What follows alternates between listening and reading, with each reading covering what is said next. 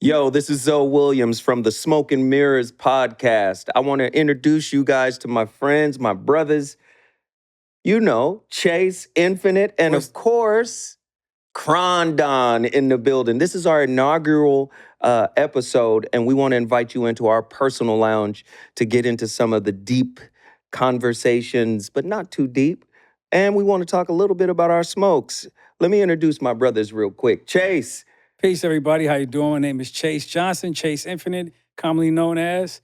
Excited to bring you guys to the first episode of Smoke and Mirrors, when we uncover everything and remind you that everything is not what it seems. And excited to have you guys here, talk about some smokes and get into some deep conversations. And of course, Crondon. What up, bro? My brother. My friends call me Crondon. My name is formerly Marvin Jones III, but my friends call me Crondon for those that know, for specific and special reasons. And I'm happy to be here on the Smoke and Mirrors podcast. Like my brother Zoe said, it's our first one, first of many. Yes. And I'm excited. We've been talking about it a long time, and we've manifested it to fruition, brother, and I'm excited. Amazing, amazing. And then our special guest is in the building, legend. Oh, we gotta give him. We gotta put that on there, right? Oh, no, for sure. I mean, lyrical legend. Like that's legend not in even in question. So many respects, not just the lyrics, but yeah, but that's not legend. even in question at this point. Yes. Our good brother Crooked Eye is in the building. Hey. Yes, sir. Excited Yes, to be sir. here. Very excited to be here and de-virginize this excellent platform. Pop the cherry.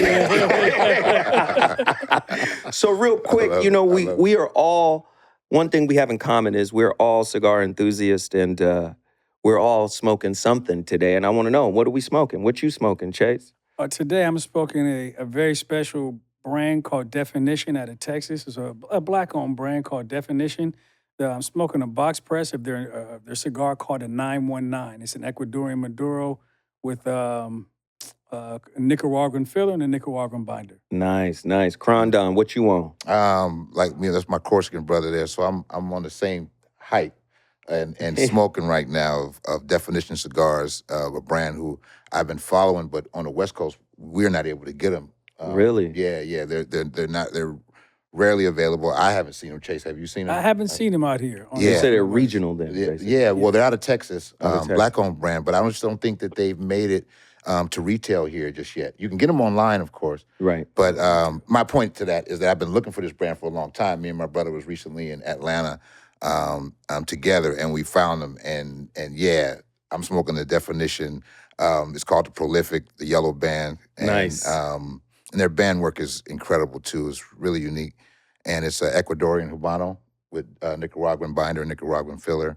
It's a great stick. This is probably my third one in the last couple of days. Crooked Eye, what you on, brother? It's all good, man. Actually, I'm smoking this Lampert. You know what I'm saying? Is The Lampert by Don Patron. Yes. Now, I don't even know what to expect. You know what I'm saying? But it came highly recommended by my brother. So this your Yeah, first no, time? no. Crondon all right, actually all right. gifted that to you, right? Cron, Yeah, Crondon gifted this to me. I'm those that know, y'all brothers know, because we smoke together all the time. Yeah. And I can't keep raving about Lampert cigars. Lamperts are amazing. They're one of my favorite brands. I discovered them in Budapest, and that particular, they have, a few cigars that I like. The Rojo, the Toro version, Vitola of the Rojo, but that particular cigar, they got another cigar I love called the El Gringo. But my point, that cigar, the Don Padron by Lampert Cigars, was, I would say, top 3 cigar for me last year. Yeah. By Out of far. Austria, right? Yeah, yes, sir. And What's the blend? the blend on that, brother, godly, I want to say it's Costa Rican. Oh, yeah. I believe- That's a I luxury believe- smoke. I believe, yeah. That's I believe, luxury. I- That's I- luxury and if I'm smoke. wrong, please correct me. Shout out Stephen Lampert. We've been talking a little bit. Mm-hmm. The owner of Lampert Cigars. So, Stephen, if you're watching this, forgive me. But no, I want to say it's Costa Rica. Costa Rican. Yeah, with Nicaraguan filler in there. Nice. It's not like the strongest smoke, but I would say this, it's the most Cubanesque For sure. domestic that I've ever smoked. For sure. It's Yeah, right before. on you'd think, yes, but I'm not going to even put too much hype on it because I don't want you to look at me Select and go, "But what Tobacco is out this?" of Costa Rica makes some incredible cigars, though. Yeah. So I know Costa Rica is pretty Well, much like, the you- new Cuba. You know, because you put me up on as far as the whole thing with the For factory sure. there that makes the Select Atabey, tobacco that that makes makes the Atabey and the Byrons, And right? the Byrons, yes, sir. That cigar is made at the same factory, Okay, so Select Tobacco. That's right? I'm That's Costa jealous. Rican, right? That's Costa Rican for sure. Well, I really appreciate same it. factory that makes the Atabey and the Byron makes that particular cigar. So And I'm on the Matapa, Okay. Nick Molino, right? Yes, sir. So this is my first time Foundation. having this. Foundation cigars, you know, they have a lot of great smokes. Oh, yes, sir. This Matapa, I think, is a Ecuadorian, Mm-hmm. Sumatran wrapper. Yes. I think it was rolled by AJ Fernandez. Yes, sir. Well, Matapa is... I think he does the tobacco for sure, but I don't know if he actually rolled it, but it's in his factory. Yeah, his factory. What do we have here? This Matapa fella is a famous Nicaraguan poet. Yes, sir. You know, so we're going to see what it's about. It's got some Nicaraguan in it from the Esteli and Jalapa, so I'm sure it's going to be pretty good. Oh, yeah, you're going to be ready. You make sure you get some water and Connecticut broadleaf binder. Let's see. Let's see what we get into. Let's light up, brothers. Why not? where's my? I'm going to have to use Chase's lightsaber. You might as well pass the lightsaber on down. Yes, man. This is my Hacksmith mini saber. It's a hit at all the lounges, and it does the trick. Oh, it's going to do the trick. Oh, yeah. Jesus. I'm gonna use my little liquor store bought torch. Hey, man. Them liquor stores come in handy when you know what I Brother, mean? when you let's hear. When you get in your car wash and you want to smoke a cigar, brother, and you Bro. ain't got a torch. What? It does the trick. Listen, Crook. Dog, does the trick. I just did that Friday. I went to the car wash. Bruh. That's how I end up with this one, bro. It went straight into the liquor store. Like, let me see if they got a torch in there. They end up having a cool little selection, too. I said, I found me a new little spot. He You know said, what I okay, mean? you go. It has some cigars in there, What? too. They had a You know what's couple of 'em. crazy? When you run into it, Jack's, is that on Olympic? Jack's liquor store on Olympic has had a humidor forever, and they always got a really good selection of sticks in there. I'd be surprised. But I'm always surprised, but they always got some really good sticks in there. Mm-hmm. I have to go to Jack's. You and Ag told me about Jack's. Man, I'm telling you, it's something else. It's not a bad thing at all. Oh, this one different. Oh, yeah. Oh, yeah. Or the Matapa special. Oh, I see. This one, okay. Yeah. Mm-hmm. Pepper right off the top. Yeah. This one's different. This has got some cocoa, some chocolate in it. Yeah. You know, Foundation makes an incredible cigar regardless. And that and the Centager, which is a cigar that he made that basically all the proceeds go to Ethiopian charities Nice. and to help in Ethiopia because, you know, Nick is huge in Ethiopia. He's a huge proponent of everything that's going on in Ethiopia Nice. and giving back to that economy and that community because they support him so much. He's got Haile Selassie, The Tabernacle. Tabernacle on his Yeah. band for the Tabernacle, which is one of my favorite cigars, and he's just a quality individual. Yeah. You know, a very cultured man. You know what I'm saying? Yeah. So Crooked Eye, man. Yes, sir. Give us some insight into your world, man. When did you start?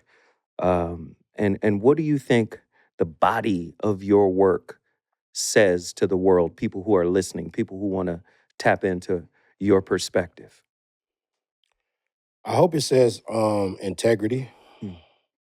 You know what I mean? Because there's a lot of roads that you can go down in the music industry. Mm-hmm. And there's a lot of different types of music you can make.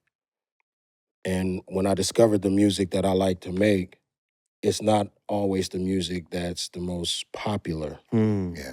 So you got to make that decision that, hey, I'm going to stick with my art in this way, whether it becomes successful or not. Mm-hmm. You know what I mean? And so I think that's where the artist integrity comes in. And then, you know, I started when I was a kid, man. My mother she didn't have much, Mm-hmm. but she had something that was more important than money, and that was the love for her son to really push and support my dreams. Hmm. You see what I'm saying? So she bought me boom boxes with her last money. Mhm. You know, she bought me tapes and cassette tapes and posters of my favorite artists. And she even bought me studio time when I was a kid. I used to go to the studio when I was like 8 years old. I'm about to say, when you say a kid, like how old? 8 years old is really a kid. Yeah, I was really a kid. Seriously. Yeah, you said she bought that's you where I got studio started. time. Yeah. That just sparked my spirit in such a way. What if you don't mind me asking, Crook, what did you do with that studio time at 8 years What old? was you rapping about at 8, Yeah. brother? The The rough, tough, Thundercats. and dangerous. right. RTD. RTD. For those that don't know. Rough, tough, and dangerous. That's Okay, right. You know what I'm saying? RTD. I had a song called The Controller. Mm-hmm. And You remember it? CONTROL I spell. The beat is a hammer and the rhyme's a nail. And I'm driving it into your rhythm cell. That was when I was... At 8 years old, this Come man was on. a better lyricist than most people are Right now. at 35. right now, right? Hey, bro. But I looked up to all the greats. Mm-hmm. You know I'm what about to I'm say saying? that reminded me, and I hope that reminded me of something like L.A. Sunshine or somebody from the Treacherous Three. That scheme, You feel me? It was complex, but But you understood it right yeah, away. man. Yeah. So yeah, I started off early. I had a whole lot of support from my mother and you know, my older brother and my auntie, rest in peace, her twin sister. Mm-hmm. And you know, that foundation is what gave me the push, and I just kept going. And then as life starts to lifen, Mm-hmm. you know what I Amen. mean? Right. You might stray a little bit, you know? But I always knew in my heart that I was put here to be an MC, a messenger of some sort. You know what I mean? Like, I just always knew, no matter what I was doing in life, I always knew that I was supposed to be a MC, bro. You know what I'm saying? So A messenger, you said. Yeah. yeah, I love that. I Yeah. love that. That's the word. You go ahead, please. No, I was going to make a statement. Number one, when you have a solid foundation, when you have love, when parents pour into you, children tend to do better, period. amen. And, you know, we get our attachment style. We talk about this a lot in the lounge. Indeed. We get our attachment style from our primary caregiver, which is typically our mom. Mm-hmm. And when you have a mother that loves you, that dotes on you, and believes in you, and pours into you, man, you set right in terms of how you're going to move forward. Yeah. And like you said, yeah, you're going to make mistakes, but eventually you're going to come back to the foundation that was laid in the beginning. Absolutely. So that's a blessing on that side. Yes, sir. But on the other side, what is your message? Mm-hmm. I think that I allow life to ghostwrite for me. Mm. You know what I'm saying? Like, my message usually has to do with the way I see the world, Mm-hmm. my own personal experiences, and things that I would like to see. Hmm. You know what I mean? And delivering it in a way that's artistic, not just saying it.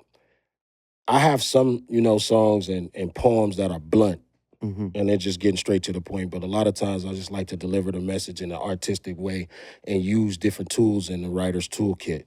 Right. You know what I'm saying? And but back to your question, the message, I'm learning what it is as I get older. The message is a process. The message is a process. So Right. if I had to describe the message with one word, I would say love. Nice. Mm. Nice. Wow. You know Okay. what I'm saying? Nice. That's the ultimate message. Even when we're talking about things that happen in the street, if you make a song about your homeboy who got killed, That's you love. made that song because you love him. That's Right. love. Right. Yes. Expressing love. That's You good. know what I'm saying? Which a lot of that's times good. we always talk about this. We talk about these subjects a lot in the lounge that we go to, Drobe over here in Inglewood. But we always talk about, you know, love being the highest form of understanding, Yeah. right? So even if you you haven't formulated that understanding, like you're expressing these feelings, trying to get to that understanding Right. and trying to get it out so that you could, you know, eventually understand the love that you have for whatever it is, whatever topic you're talking about.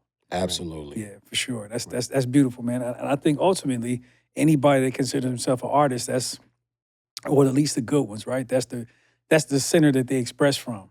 Right. Yeah. Even if it's, you know, a love for tearing another MC's head off. Oh, Yeah. we love that too. We love that too, right? I know you love that too, for sure. Well, Smokey For sure. Robinson, she said it best, right? Yeah. Smokey Robinson said music was made for love, right? Right. So Yeah. I think what you're saying is like my brother said, beautiful, brother. That's amazing. Yeah, For appreciate sure. it. But it also explains why, you know, you could hear the effort that you put into writing, right? Even though it may come to you easy, the way that you express and the way that you rhyme actually is, you can tell that's based off a lot of love and for the art form, for sure. Absolutely, bro. For many years.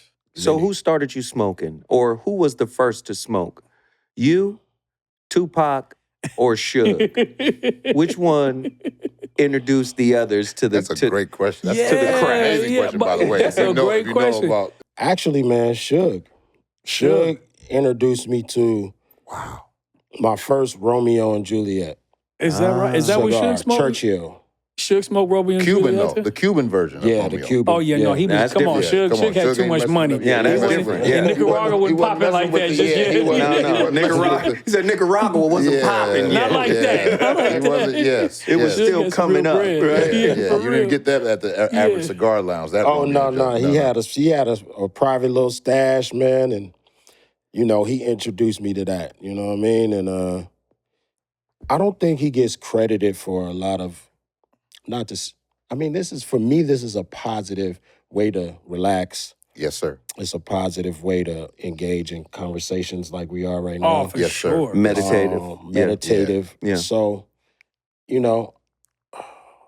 I'd rather speak about the positive things that I experienced at Death Row Records. Oh, That's no, all for we want to sure. hear. That's all we want to That's hear. all we want to hear. And a about. lot of people don't Give that brother know credit. how much, how charitable he was. Oh, man. They don't know about him fixing nurseries that burned down. Oh, Wow. come on. They Talk don't know about it. about him sending children to see their fathers who are incarcerated. Wow. Tell us. Come on. Yeah. There's so many things.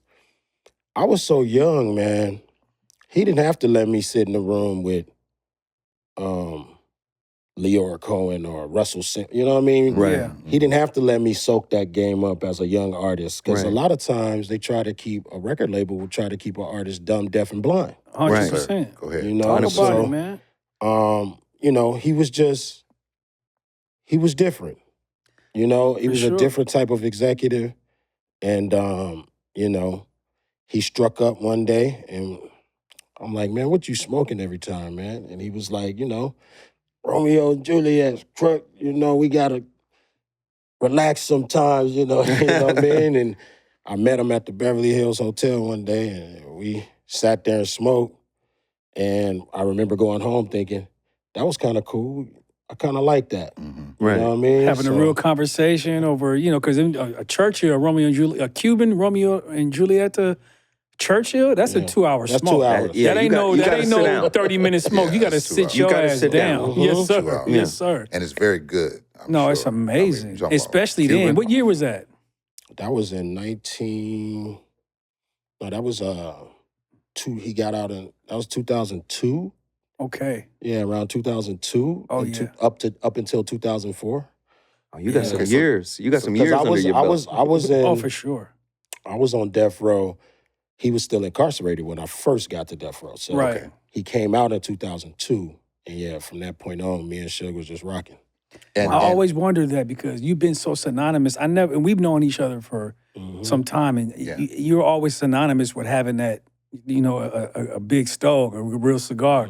Because we spend a lot of time on the other side of the smoking universe. You know what I mean? Right. We was putting something else on our cigars at one point. Hey. We no longer do that. We no longer do that. But this is our thing now. But Crook, you've been synonymous with cigars and. One of the younger brothers that I know that really were, a tobacco enthusiast for a long time. Yeah, bro. So I always wanted to know that. I always wanted to ask And really you that. quickly, when did you guys start smoking? I really cigars? started probably for the first time really 4 years ago. Me and Crondon are synonymous with cannabis for a long time. You know what I'm Right. saying? hence the So- name Crondon. Yeah, hence the name Don of Crondon. So, yeah. And then there's that. Yeah. Cron delicious. Right. When did you start, bro? I would say about 3.5 years ago,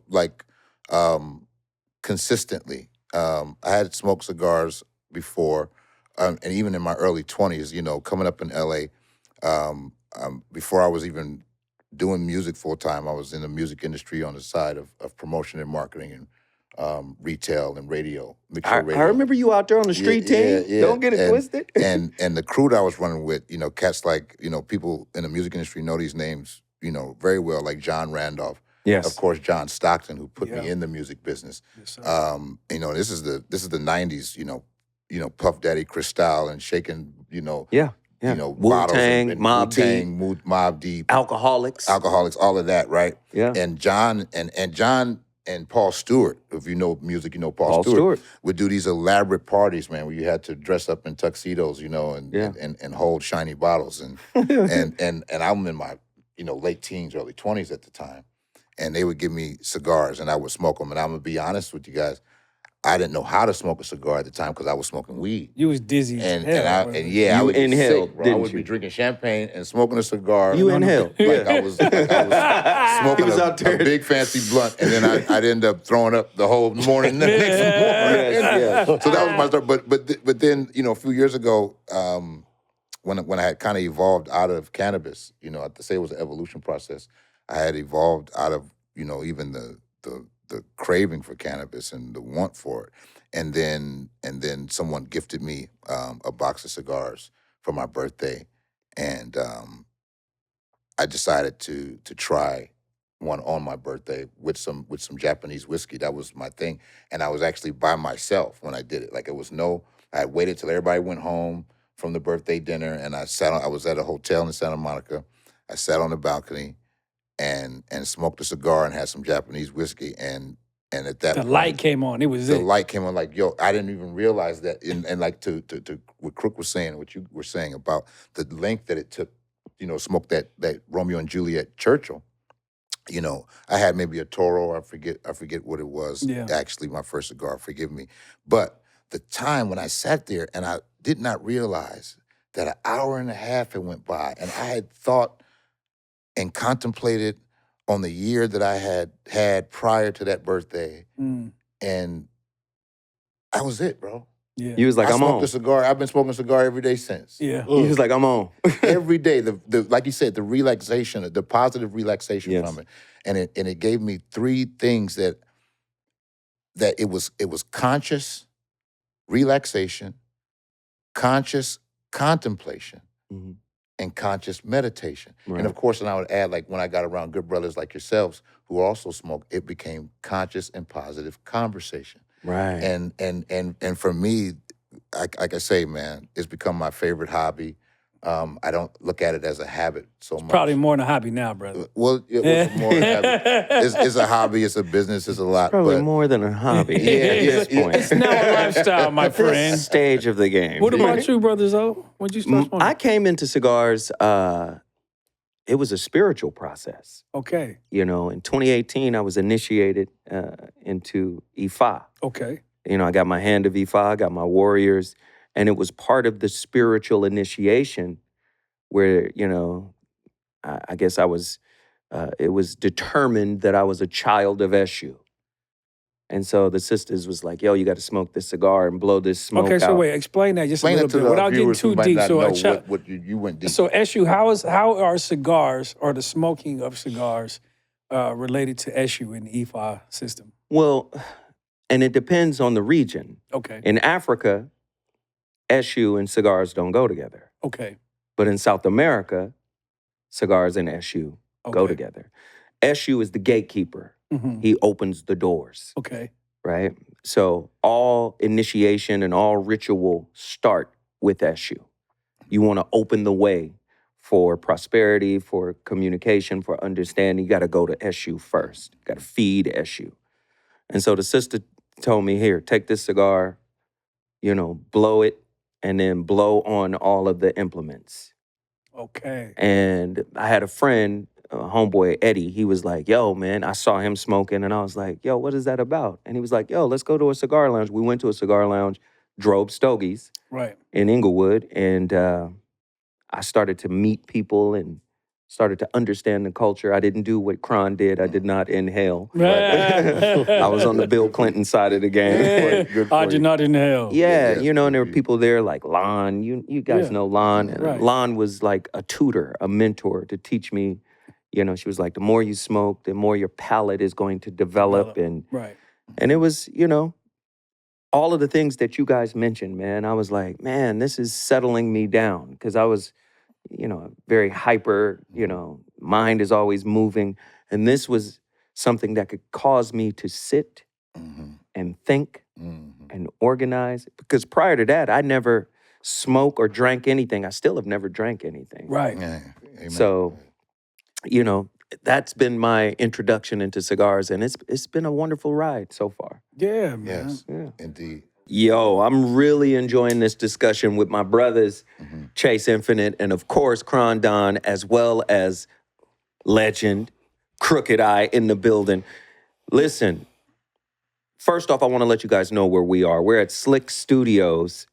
And if you don't know what Slick Studios is in LA, of course, that's the legendary Hooper, Baron Davis. We have Baron Davis spot. This is Shout an out to amazing Baron. environment. Shout out to Baron Davis. But Crondon, you had a very, very powerful question for Crooked Eye, and I'd like for you to, you know, peel that onion a little bit. Okay.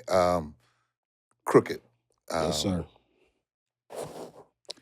You know, we talked a little bit about your time at Death Row, and I love, you know, what you were speaking about, the positive connotation of being a part of something so legendary that is Death Row Records for the West Coast, and the misconceptions about Suge Knight individually.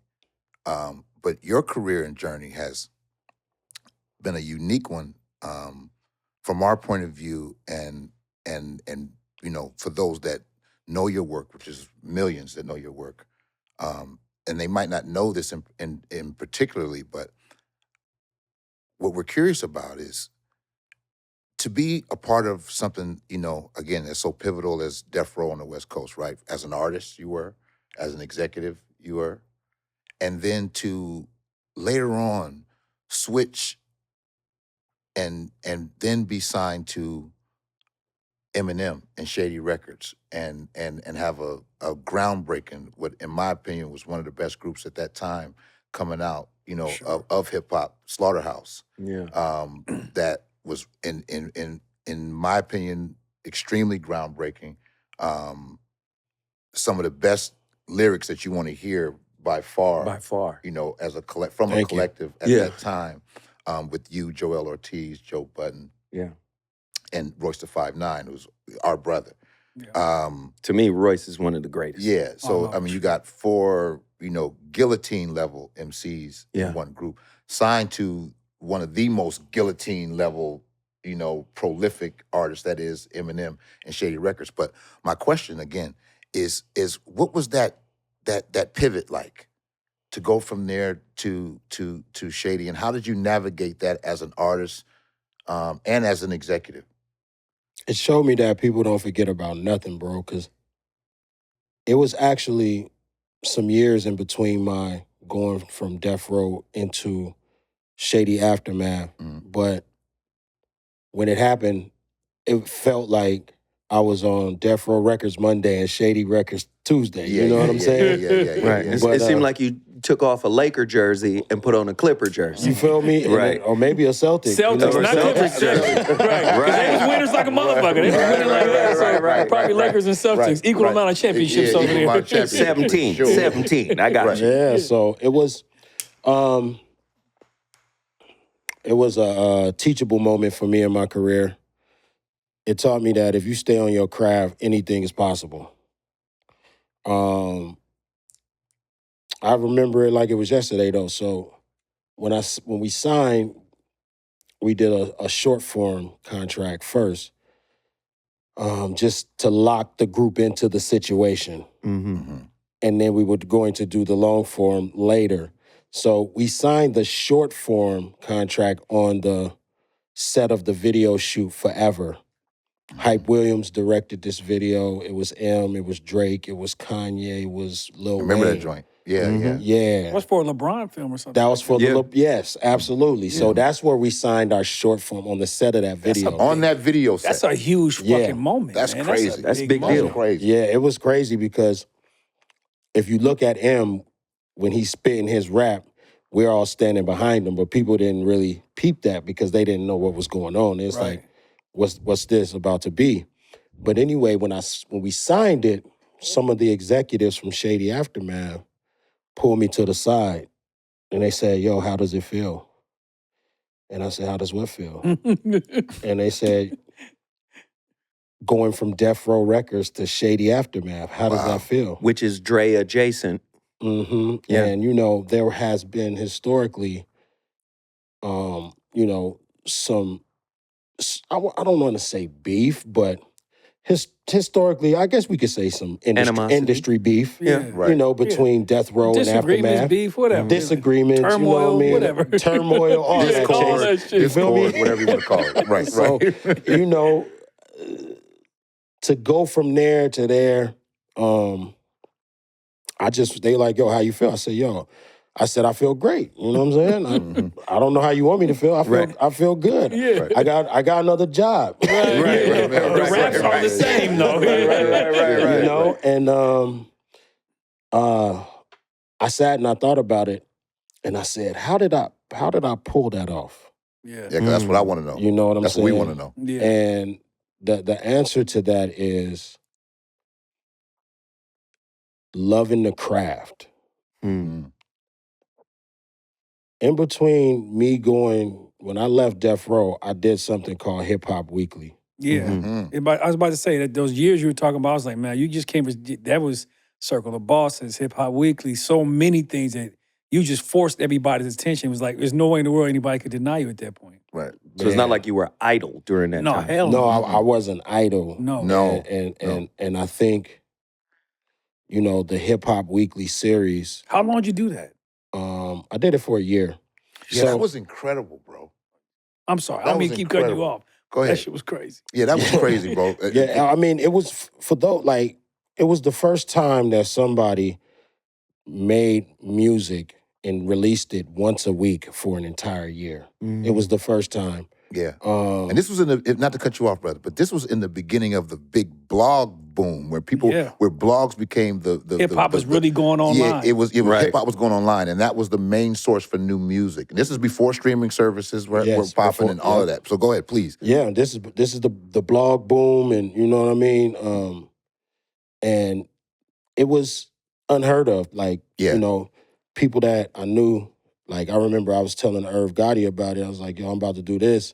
He's like, you gonna get that music away for free and once a week and that many records? You know what I'm saying? Like, Wow. are you crazy? You know what I mean? So it's like a lot of people felt like, you know, what is this kid doing? But delivering those high quality lyrics once a week, rain, sleet, or snow, and making mixtapes on the side, Right. and dropping EPs and writing for other people.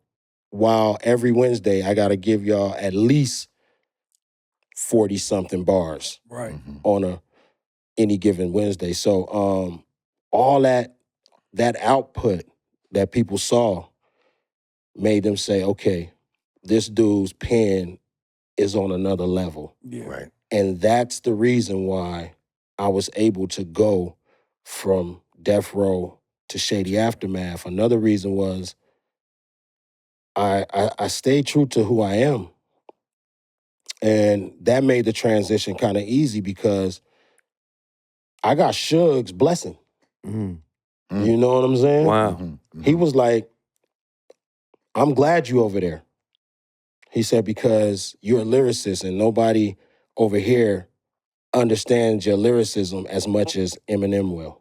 That's crazy. That's The crazy. fact that, and that's another thing people don't talk about in regards to Brother Suge, is like the level of musical understanding that he had, right? People always like, you know, he has his public persona, or the one that's really known is obviously of an executive and some of the other stuff, right? But Right. people don't understand how much he really understood the music and hip hop Right. and the different levels of hip hop and what that actually meant. Yeah. So him actually acknowledging that, man, it just validates something that I know, Right. even though I've never been in close proximity working with him. But I know brothers that have worked with him and been signed to him, and they always talk about like it wasn't just some executive. You know, Suge was actually was in tune with savvy. the music. He Yeah. was savvy. He knew Yeah. what the hell he was talking about. And you know what? I have to mention this because one of the things that was instrumental in Slaughterhouse getting the Shady deal, period, was a record that DJ Khalil sent me. Okay. DJ Khalil Shout out my brother DJ Khalil. Shout Yes, out sir. DJ shout Khalil, out George DJ Foreman. Khalil. He sent me a record, and he was like, you working on your solo? Here you go. And he was working with a band, New Royales. New Royales, and they had a hook on this record. And I said, this record is crazy. I had the studio in Glendale. I just put that push play, and I never heard something knocking in the speakers like that. Like however he EQ'd those drums Crazy. was really scientific. For real. Pun intended. Pun intended. You already know. And he really tweaked them. Man, I was like, yo, this is crazy. And then when the hook came on, I was like, wow. Yeah. So instead of me using it as a solo record, I call up, the Slaughter, like, yo, this I need got to this be record. on our Right. on our, That's album. dope. You I never feel knew me? that. I never knew Nice. that. And That's we crazy. did a record to it called The One. And our first album came out on E1. Shout out Alan Grumblatt. That's when our first album came out. So we did that. We did a single to that song, produced by DJ Khalil. And later on, Eminem told me, yo, that was the record that made me say, yes, I need to sign these guys. That's crazy because Wow. Khalil went on to, he's worked with Eminem on almost every album After that. since then. Yeah, to be honest Absolutely. with you, for real. Yeah. So shout out Khalil, man. And Yes. shout out Crooked Eye for giving the alley-oop to our brother. Exactly. For real, for real. So really quickly, let's tap into these cigars real quick. Okay. What are you picking up on your cigar? Flavors, Man, this definition, nuance? well, first of all, Definition is a very Maduro-forward company. I mean, if you look anything up online, they talk about it all the time. So the Maduro is always going to give you a light pepper note. This gives me more of a white pepper, not a black pepper. So it's a flavorful pepper. I'm getting a little cocoa and a hint of coffee. I just finished a little bit of coffee, so the coffee may be still on my palate a little bit, but I'm getting a little bit of coffee. I'm almost in the last third of this, but it's an incredible cigar. Nice. Shout out Rondon. to Definition and El Titan DeBronze, who helps them make their stuff. Brother Kron, what are you picking up on yours? I'm picking up a lot of brown sugar, brother, on this cigar. It's a brown sugar spice, if that's even, Yeah. if that even makes sense to the viewer. This is a brown sugar spice, so it's like I would say it's like the graham crackers that have the cinnamon on them. Yes. Wow. Cinnamon, those were my favorites back in the day. Okay. So it's like Okay, a so graham you cracker cinnamon bomb. You co-signing this one because This one, bro. Oh, no, we co-signing Definition. Definition. Big Shout out to Definition and Brothers. What they doing out of Yeah. Texas is really good. And it's giving me a nice coffee note to go with my coffee here. And man, not too strong, but not at all a punk. It's not weak at all. It's not in no weak. way, man. It's good. What about them on top? Tell us about that foundation. man, it started off hella peppery, Right. which a lot of people don't like a lot of pepper, but I like it. But a lot of chocolate, Okay. a lot of cocoa, some earth. Man, it's tasting really, really good. And you know me. This, if we were in the cigar lounge, this would have been done about 20 minutes ago. 20 minutes ago. Right. I'm trying to, keep I my pace. always mess with Zoe because I'm like, man, Zoe be blowing through the cigars, bro. We be lounging. I be on my first one. He's lighting up the third. Like, what is going on right now? Getting it in. So I'm taking my time with this one, but it's very, very delicious. I would say, to steal your euphemism, I would say this is a chocolate bomb. Right. Okay. I love it, man. I love it. And the Lampert, Don Padron. What does it taste? Smooth, man. I feel like you say with the peppery, just a little, but this is so smooth, bro. Like this is like a Maybach with cherry wood grain on the side. I love that. I love the that. fact. Shout out to Satoru Tobacconist, our brother, who we be doing some stuff. We're gonna be talking about that too with some of these episodes coming up. But he's huge in the art of maitre d' and hospitality. And because he's a person that really knows tobacco been in his family 100 years. So when I'm writing reviews and stuff for my little Instagram page, I always, ask and talk to him about stuff. Because the last review I did was his stuff. And he always refers to cigars and food. So usually you hear people talk about cigars. You're like, oh, it's leather, it's wood, it's hay, and all that. But when's the last time he always say, when's the last time you chewed on some hay? Yeah. When's the last time you actually took up a piece of wood and put it in your mouth or something like that, right? He's like, you're really talking about food, because you eat all day and the flavor really comes from food. The fact that you described it as, that's what lets you know it's luxury. It's luxury. You got to pay some money to be in a Maybach with cherry wood. Oh my God, this is luxury. Luxury smoking. You know what I'm saying? That's what's up. Compliments on my brother Cry. What's up, Man. So let's tap into some meatier things. Okay. Are y'all ready? Let's do it. Y'all ready to tap into this? So it's all over the internet. Everybody's talking about it. Okay. Even Cat Williams alluded to it in his big interview with, Shannon Sharp, Club Shay Shay. Uncle Shay Shay. Uncle Shay Shay. About the Illuminati. Right. In the music industry, in the entertainment industry, and occultism, and all of this. I have my own particular take on it. You've been in the game for a very long time. My brothers have been in the game for a very long time and are very successful. Currently still in it. All of us, yeah. So, again, what are your thoughts on that? I was an A&R guy. I worked for Madonna. Yeah. I worked for Steve Rifkin at Loud Records. I worked with KRS-One when he was an A&R at Reprise. Yeah. I worked with Kool Mo D. I worked with a lot of people too. Right.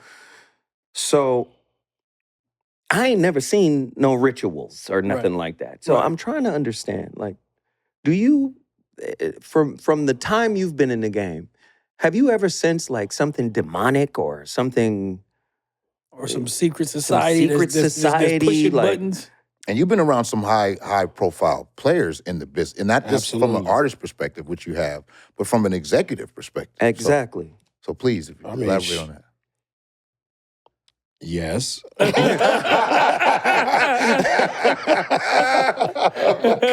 Yes. All right. You know what I'm saying? Then there's a yes, ladies and gentlemen. There's a yes, ladies and gentlemen. Can you Crooked Eye says expound yes. a little bit on what you've I just think experienced? that it's like any other space. You're going to have people who are doing strange things. Yeah. You're going to have people who are trying to control it. Yes. You're going to have people who have power. And if these couple of folks have a conversation, they can shift things. Mm. You know what I mean? And I think that, to me, when, they talk about the Illuminati, they talk about selling your soul.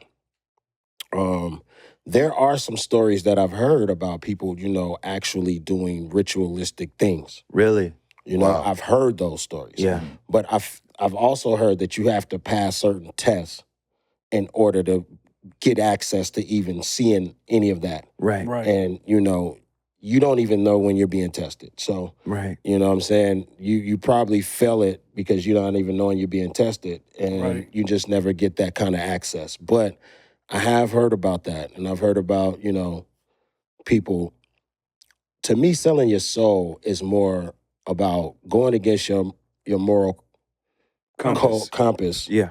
You know what I'm saying? Yeah. For fame and attention and things of that nature, So, I think that's where we get the term, sell your soul. It's like, you're going against everything you believe in for 30 pieces of silver. Compromising yourself. Go ahead. You feel me? Yeah. So that right there, yes, that goes on. This is the industry, man. Hollywood has a dark side. Right. Absolutely. And, I don't know everything that goes on in the dark side because I'm on the light side. How about that? Go ahead. You feel me? Then there's that. Yeah. So, Yes. but yeah. And it's not even scary or spooky to me. It's just like everything else. It's like politics. It's life. It's life. It's the hood. You know what I'm saying? Right, It's right, like right. you're going to have We people. know some diabolical people, you know what I'm saying, and had to grow up and be around diabolical people. I would agree with what you're saying. And from my experience, I have seen some things that could be deemed as rituals, right? But it depends on, what you deem a ritual, right? Right. Some people, we started the segment off to you talking about Ifa. Yeah. And not all rituals are necessarily demonic, so. Yeah, when a Catholic priest is walking through with That's a the ritual. with the frankincense, That's a that's a ritual. When you're eating the bread for communion It's a and ritual. drinking the grape juice, Rolling, that's a rolling, ritual. rolling up something to smoke or actually putting smoke in the air. depending on what you're thinking about or what your intention is in blowing stuff. These things are all rituals, right? Right. Depending on what you're thinking about and what your intentions intentions Come are. on. That was 100%. heavy. 100%. Don't be past that one. That was a gem that right was there. a bar. For sure, for sure, Yeah. for sure. Man. And we all, and all of us have these opposing sides, right? You know, everything that I've done in my life hasn't always been On the quote up and up. unquote good. Yes. Right. You know what I'm saying? And Yeah. certainly everything I've done hasn't been bad. Have I done things with not the greatest intentions? 100%. Yeah. Have I done things with 100% good intentions?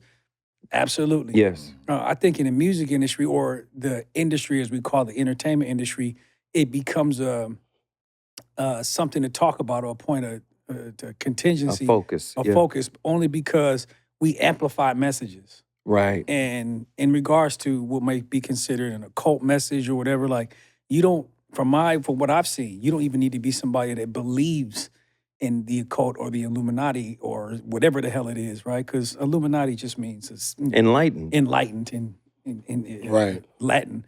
But when you think about an individual that's standing in front of 30,000 people With the influence. with the influence, Yeah. and whether or not you believe in these things or not, you can be used as a beacon to translate so many messages. Conduit. Right. Which is, I mean, And a in some, puppet.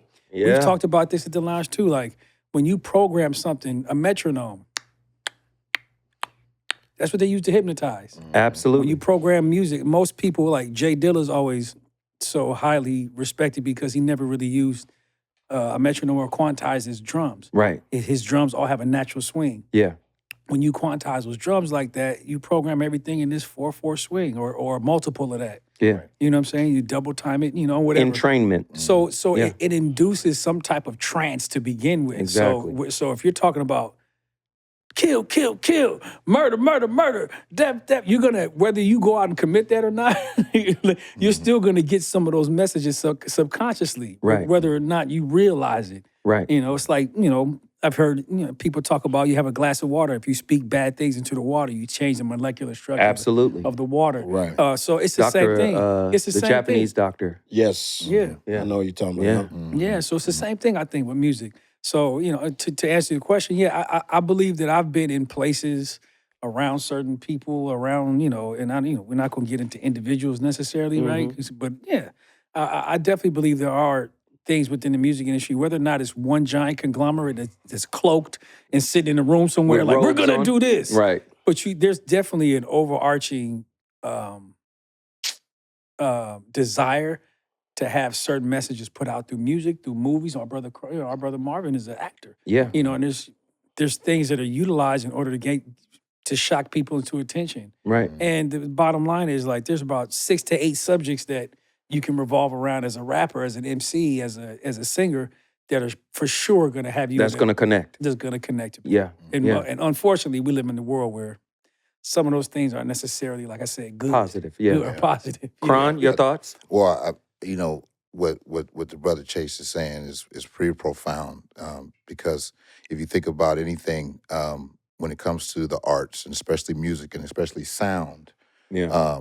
whether it is a ritualistic ceremony or a church service, right, or even at war, there is a sound that signifies those things being what they are. Mm. And the intentionality behind them, I think, is the most important part. Like what you brothers were saying about what you're going into it thinking, and the point of conclusion, Right.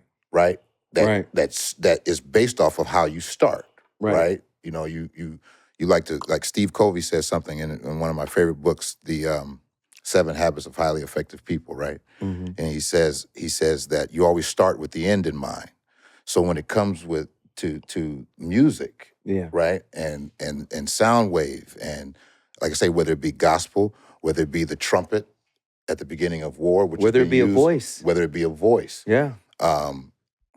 it's about what is the conclusion to be drawn from that. Right. Like the brother said, if you're starting with a message of, murder, murder, murder, kill, kill, kill, or like what Crook said, that when we talked about his message and his message being love, Right. the intentionality starts at the beginning, Right. and then that reverberates through what the end is going to be. Right. You know, so I think that whether we know it or not, as artists, and we're all artists sitting here, our spiritual man and our spiritual place has to be positioned in a proper context. And what I think is giving way to the conversation and the idea about demonic forces is in the music industry and in film and television and visual art and oration and all that has to do with the individual and their intentions for the conclusion Absolutely. of what they're trying to The result, the the result. What are response. we trying to Yeah. what are we trying to do? You know, and you know, here on the West Coast, you know, we are known for having a certain intention, you know, especially from a musical space, you Yes. know, and hip hop, you know what I'm Yes. saying? I think, you know, what separates a Crooked Eye or a you know, for say a Kendrick Lamar or somebody like that, right? Who from the West Coast, from quote unquote the hood, Compton and Long Beach, right? You take those things. Those places are places that have, you know, very high vibrations of light and for what the world perceives as dark as well. You know, so it turns itself back to what is the individual's intention. For sure. So let me ask the question to the entire panel. Do you think the West Coast is responsible for putting PTSD on wax? I don't know if we're I responsible. don't know if we're responsible for it. I think But it we was happening definitely before. did it the best. Yeah. Well, I mean, we definitely mastered it, right? I think that, you know, sometimes we gotta back the camera up and look at the wide shot Mm-hmm. and see, okay, you got the artist, but what about the financier? Okay, please. You know what I'm saying? Talk Please, about it. come on. about it. Come on. You know, they gotta be held accountable for what they're mass producing because they understand propaganda. Yeah. Right. You know, they understand that propaganda is made to make people do something, buy something, or believe something. Ooh. Okay, say that again. Go Do ahead. something. Do something, buy something, or believe All something. right. That's why they create Wow. propaganda. And then Right. I don't want to see hip hop being used as a tool or weaponized against the community that it comes from. That it Right. comes from, that produces And it, I that think creates it. that's what Yeah. that's when we get into like, okay, that's not real hip hop. That ain't real hip hop because you start to feel as though it becomes propaganda for death or prison culture. It becomes Yes. propaganda for all the things that are detrimental to our community. Yeah. Absolutely. Right? Like it's not that it has to be void of that because that's a reality. Right. But when it starts to become propaganda for that, Right. you That's know, a problem. and That's it a does, and problem. and then it's just not the truth. Because even within the communities that some of those dark energies are prevalent in or exist in, that's not all it is, Right. right? Exactly. We don't talk about the love. Yeah. When we started talking about Brother Suge, you know, people always want to focus on whatever his reputation was outside of all the good things that he did. Right. It's almost like how they many didn't lives he exist. actually changed? Right. How many people he got out of messed up situations? Like, Right. you know what I'm saying? Yeah, And one sitting right here. there Right. you go. Right. How about Right. that? You know, Right. so it's like, yeah. And then it starts to become propaganda in order to subjugate people to poverty. Yeah. Or Yeah. low frequency. Yeah. Like one of my favorite verses in the Bible is, my people are destroyed for a lack of knowledge. Right. Yes, sir. And I think part of the purpose of Smoke and Mirrors podcast is to demystify what has been villainized. Okay. So if you go deep into this demonic stuff, Right. all of it is Egyptian. Mm. So I remember a few Okay, years so ago. you got to explain that a little bit further, right? Because you're talking about how when Egypt was colonized, or No. I'm talking about when Egypt was black, when it Okay. was Kemet, okay, right?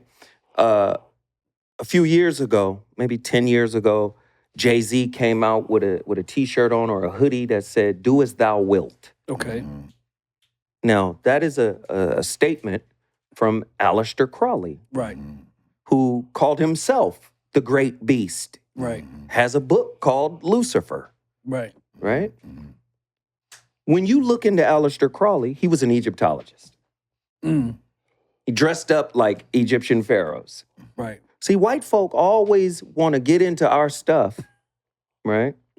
Here we go. And then demonize There you it. go. Here we go. There you go. I'm just, Go ahead. I just got to tell the truth. Hey, man, listen. They want to demonize it, so we don't follow it. You know why? Because they're the benchmark of our society. So, how can something that illuminates, which is a euphemism for intelligence, brilliance? Remember when we was kids, they said, that little boy bright. Right. He's illuminated. Do you see? Right. The term Buddha, the enlightened one. Right. Jesus, the morning star. Right. It represents knowledge, illumination. So what they've done is villainized our culture while at the same time usurping it. You see?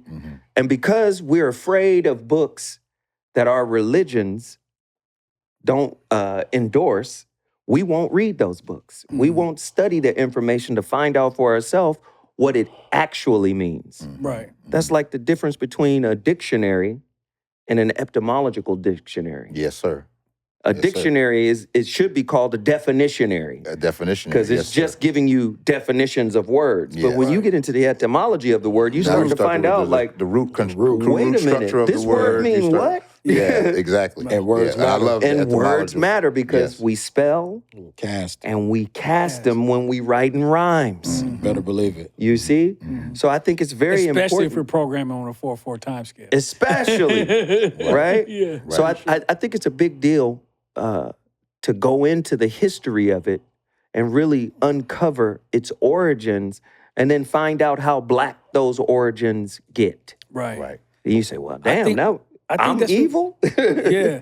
But I think you make a really good point, but I think that's also bringing it back to the music, which makes, brothers like Crooked Eye so important. Like, because, some of the rhyme, not even some of them, a good portion of the rhyme schemes and the information contained within those rhymes, it's so multi-layered. Like, Yeah. Crooked is very gifted at creating double, triple entendres. Jeez. Yeah. You Yeah. know, Yeah. three or four different double, triple entendres within the 8 to 12 bars. You might get 16 meanings from Absolutely. Yeah, from two bro. things that the brother Right. said. Yeah, and that's Him and Andre 3000. oh yeah, no, for sure. They both masters. of Thank for that. you. sure, Yeah. for Yeah. sure, Thank for you. sure.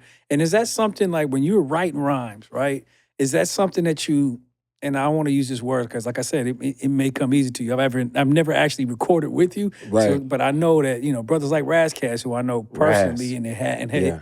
shit comes fast to them. I mean, Yeah. you would think the type of rhymes that this brother's writing, it take him a long time to write, but it's not. Is that something that you labored through as an MC, or is it something that just is that one of your gifts that he just comes to you and you wait and you look back like, wait a minute, oh shit, I just did 4 or 5 different. Yeah, Do you see the word, just to add to what Brother Chace is saying, do you see the words in that way? I think it's the Malcolm Gladwell thing. Okay. The 10,000 hours. Go Yeah. ahead. Okay. I think it happens fast because you've been doing it for decades. Mhm. It's the decades that makes it fast. You know what I Right. mean? Because you've been studying, you've been going in. I put up my shots every night. So you got to process. I'm like Mamba, rest in peace. Yes, Right. sir. I Rest put in up peace. my shots every night. I go in my backyard. I got my Bluetooth Dre beat speaker. I play beats. Still to this day. To this day. And I go in there and I come up with things that may come out or may never come out. The music, it might not. But Still, right now, today, I I did that's it your last night, process. and I'm gonna do it tonight when I leave here. You know what I'm Yeah, saying? Right. Because, There you go. That's why you are truly a master. You know what I'm saying? Right. Right. It's Because insane. because you insane. you have to be a student Yes. in order. Even when you master a certain level, you might be a black belt, but you ain't a red belt. You know Right. what I'm saying? So even when you master certain levels, you still got to be a student. And then my idea is, if I want to break the rules, I got to learn them first. Right. Mm. Right. As an artist, I want to learn all the rules so I can bend them and break them and twist them. Yeah. You know what I'm saying? Who were And some of the artists that informed or you learn those rules from or study to get some of those rules? Um, And not just musical artists, but just people. yeah, just man, listen, dog. I've been listening to Curtis Mayfield album, Curtis. Yes. That's a masterpiece. Yeah. Masterpiece. Yes. So when I go from a masterpiece like that, Yeah. and then I go and listen to a rap album that came out, it doesn't compare. No. And it should. Mm-hmm. Because us as MCs and writers, we on the same frequency as them, Yeah. as all the greats. You know what I'm saying? We have the Or capability should to aspire be. to be for sure. We have the capability to be. You know what I mean? And Right. we got to look at our art form that serious. Right. You feel me? So, but early on, you know, it was everybody, man. I was soaking up so much stuff and learning new things. You know, Rakim. Of course. You see, you learn from Rakim and you say, okay, what he just did, I never thought of. Right. You know what I mean? Right. And I think that the ingredients that make up every MC, you're going to find some of the influences from their favorite artists in that recipe. Right. You know what I mean? But, and then I just dived into it like, okay, so what is this? All right, these are inside rhymes. These are outside rhymes. This is a slant rhyme. This is a metaphor. This is a punchline. This is an entendre. This is a, you know what I mean? Break it down. You start really diving into what you're doing and being able to explain what you're doing technically. Right. You know what I'm saying? And Explain, if you don't mind, not to cut you off, brother. Explain, because you said something that was just blew my wig right now. What's an inside rhyme and an outside rhyme? Okay, an inside rhyme. Let's take M for example. He said, I'm zoning off of one joint. One joint is a 2-syllable outside rhyme. Mm-hmm. One joint. I'm Right. zoning off of one joint. Stop in a limo. Hop in a window. Shop in a demo. At gunpoint. So the gunpoint and the one joint, those are the outside rhymes. Outside, The stop in the limo, hop in the window, shop in the demo, those are the inside rhymes. Go ahead, Right. okay. You feel me? Wow. And slant rhymes are rhymes that are like, they either call slant or you could refer to them as imperfect rhymes. They don't rhyme all the way perfectly. Right. Yeah. But They they sound like they rhyme. like they rhyme. An example. You know what I'm saying? Crash and fast. Right. They don't really rhyme perfectly. But the Right. inflection. But the inflection Yes. and all that. So you can use slant rhymes. You can, like, all these tools you can use to songwrite. Even if you're just talking about going to the liquor store, these tools are available to you to use. right. Right. And, you know, an old guy told me on the east side of Long Beach, he said, if you want to get out of here, you got to try to be the best at something. Mm. And I come from that era where we wanted to be the best. It was, we wanted to create a vibe. Right. We wanted to rock parties. We wanted to rock jewels and drive whips, but we wanted to be the best. Right. Right.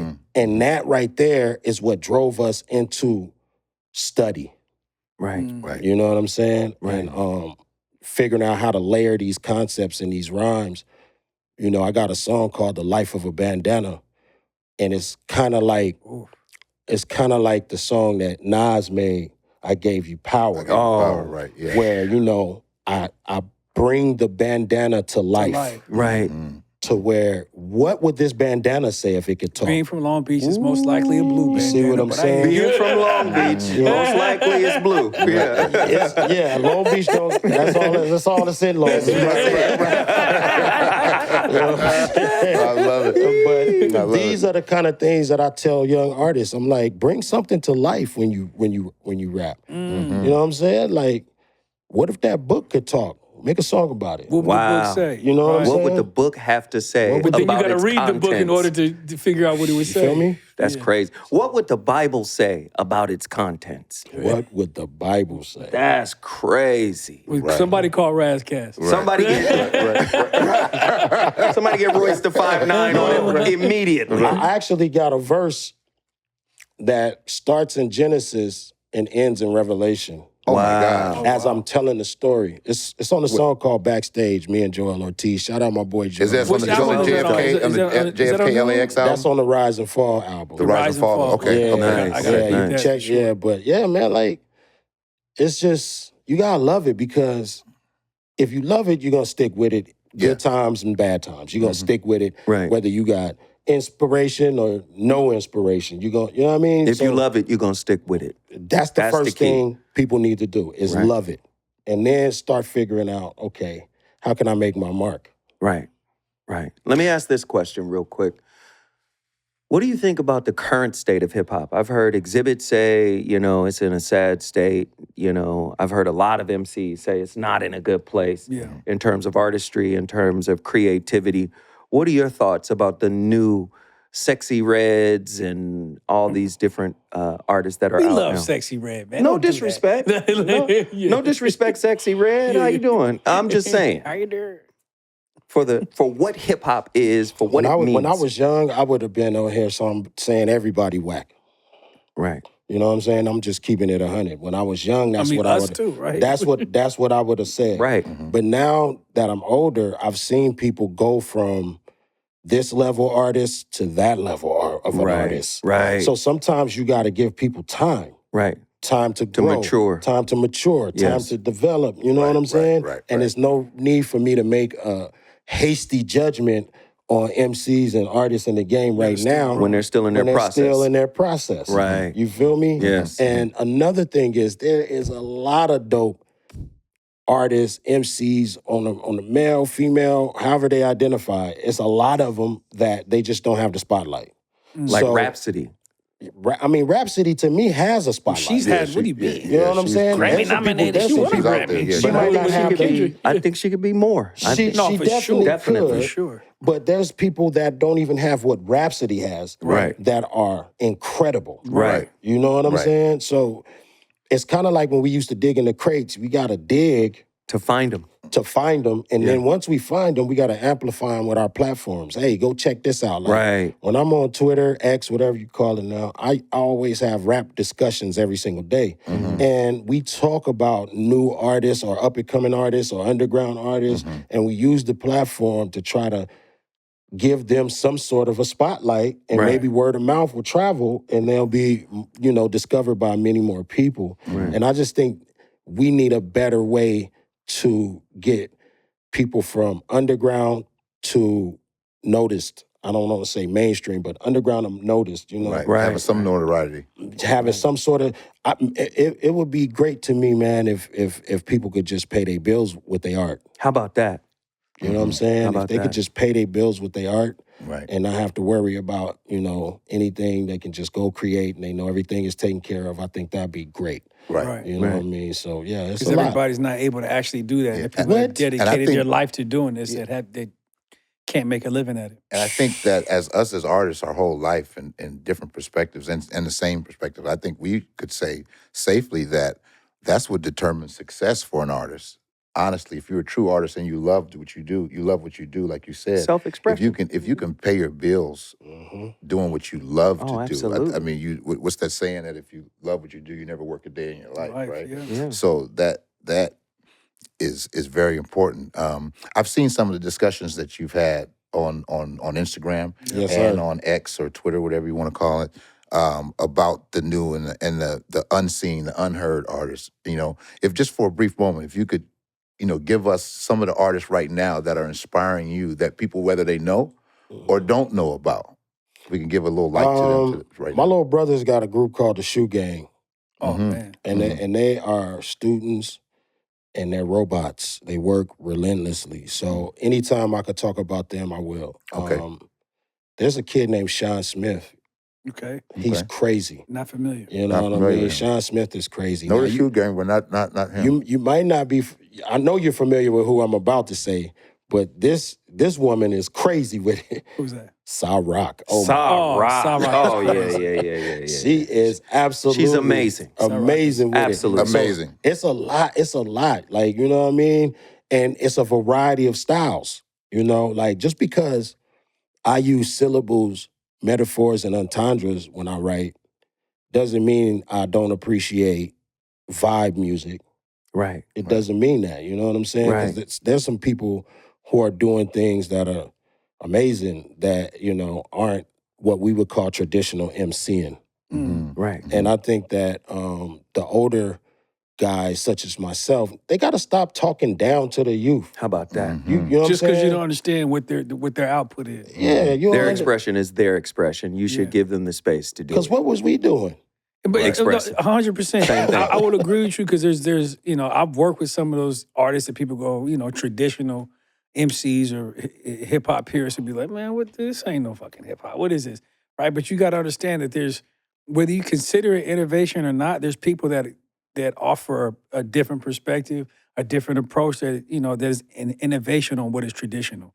And anytime somebody has an innovation on something traditional, it's shunned at first. And innovation is just another word for growth. And I think a lot of times we get, dictionary. you know, we get locked into a certain style and we think that's all there is. Right. But in order to grow the art form, we got to allow Some innovation. some divergent perspectives as well. Yeah. So I think that's important. For sure. Yeah. For sure. And you talk about inside and outside rhymes. Some of those young kids, man, they doing it may not seem like it because the approach may be a little bit more lazy than traditional MCs, but Yeah. they got some very complex rhyme schemes and melodic approaches to this that's totally different than what we're used to. Exactly. So I would agree as somebody, as an elder statesman now in the game, or I look at it from a different perspective.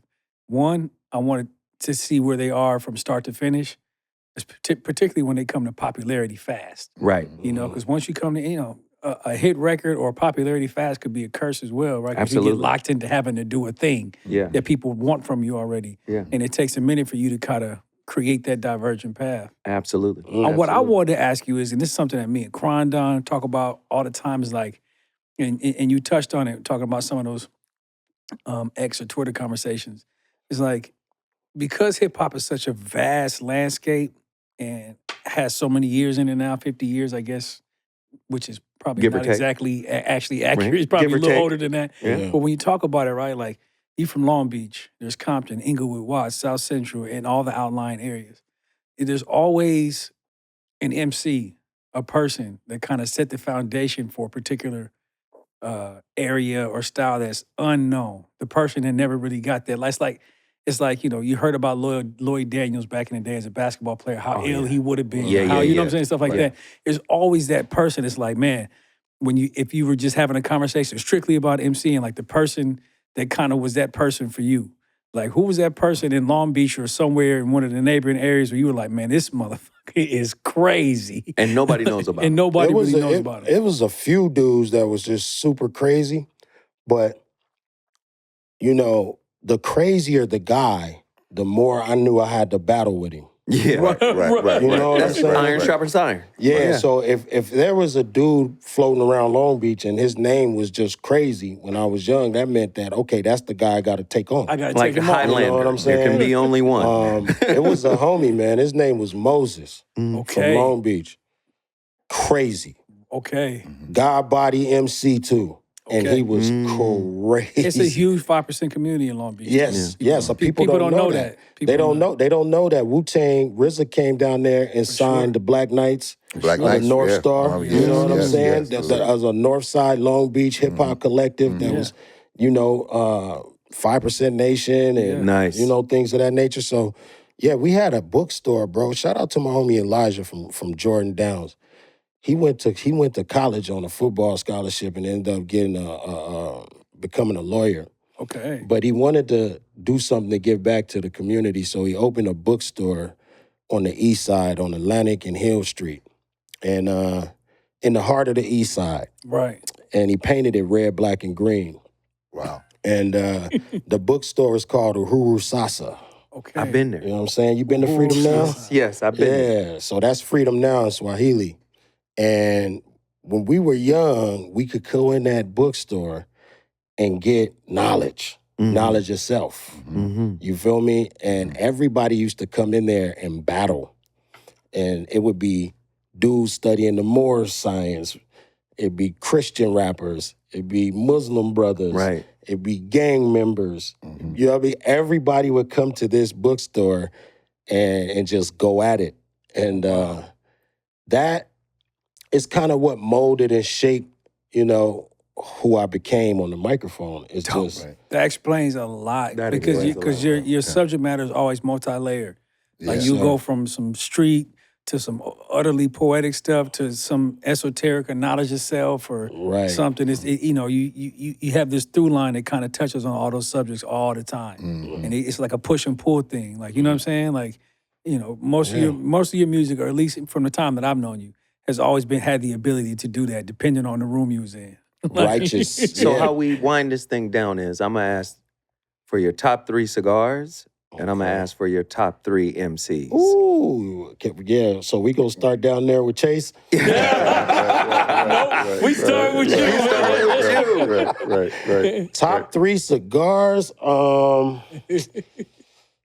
Okay, the Cohiba Bahique. Oh well. Wow. Then there's The that. butter Then behike. there's that. You're talking about balling. Especially talking about So balling. you know, okay, Yeah. Ken Griffey'd it out the park. Hey, Okay. well, shout out my brother Russell Peters. Okay. You know, the comedian, Yeah. actor. You know what I mean? One day he just was like, yo, Crook, you got to smoke these. And I said, yeah, I like these, you know. And then he's like, you like them? And then gave me a whole jar of them. Wow. So, you know, them at the crib. When you chilling. have rich Yeah. friends. Yeah. Yes. He gave you a jar of Behikes. Yeah. Okay. He just gave me A jar of them. $2,000. He just gave me 2,000. That's Yeah. all. And I was like, okay. So he kind of got me hooked on those when it's a special occasion. Right. I like the Rocky Patel ALR. age limited and rare. Aged, limited, and rare. Right. And I got to go with the Romeo and Julieta, man, just because that's what started it all. That was Yeah. the You know what foundation. I'm saying? That's what started me off, man. The But church shout era. out Drew Estate. They always, you know, keep me right. You know what I mean? And they got a Shady collab cigar. Okay. I didn't know that. Yeah, they got a Shady collab Nice. cigar. I gotta get a hold of that, man. We gotta get a hold of some of those sticks. And then your 3 MCs. My top 3 MCs. All right, man. That's a hard question. I know. Because you know what it is, bro? If we went by decades, it's easier. Right. Because in this decade, We in the got a little time if 80s, you want to go by in the 90s, and the 2000s, Yeah. but if you just go say like just the top 3, Overall? I already know Tupac is in there. Okay. Yeah, there we go. I know Tupac is in there, period. You know what I'm Yes. saying? He ain't going nowhere. Rakim is in there. He not going nowhere. Okay. And then number 3 is when it get really tough for me. Right. Because now I got to think about Cube, Scarface, Eminem. You can only take one. Yeah, you know what I'm saying? Right. And then you only could take one of them. Only you know one what I'm of them. saying? That's tough. That's really tough, bro. That's why I said 3 instead of 5. And you know, Cube put me in his top 5 of lyricists. Oh, wow. You know what I'm saying? That makes Nice. sense. I remember Cube that. is such a I remember writer. On like a Earn Your Leisure or something. He Yeah, was I on remember Earn Your that. Leisure. And that really blew my mind. Like, I ain't even, you don't never know who's listening to what. Right. Right. You know what I'm saying? But that right there, and I was like, damn, he's in my top 5 and now I'm in his. Right. It's crazy. Right. That's a crazy, like these are the accomplishments that mean much more Than anything else. than right. anything else. Yeah. I did shows with 80,000 people in the crowd in Dublin. I did shows with 50,000 in the crowd in Japan. Right. Billboards, been on magazines, been on TV, rapped with everybody. Driven some really nice cars. Still Driven some nice cars for 20-some years. You know, Yeah, come on, thank you. I'm very grateful. You know what I'm saying? Yeah. But it's like Cube, being in Cube's top 5 West Coast lyricists of all time, dude, that's crazy. That's, that's crazy. crazy. So Cube is your 3rd. So you're not I gonna. might You have still to- haven't said your third, by the Yeah, way. I'm like, I'm gonna have to go with Cube because There you go. Cube does not get his Oh, man. props. He's the doesn't. author of the West Coast. I Yes, call him he the is. author of the West Coast. Bro, Yes. the one. listen, he's the when we author of talk it. about storytelling, Crondon, Come on. when we talk about storytelling, we He's the always author. bring up Slick Rick, we bring up Biggie. Nas, we bring up Biggie. Yeah. Ice Cube is one of the greatest storytelling Hands rappers down. to ever touch the game. Once Hands upon a down. Think about time it. in If you the think about projects, if you think yo. but if you but even before Damn near had you the gotta think record about this. I knocked on the door. Who is it?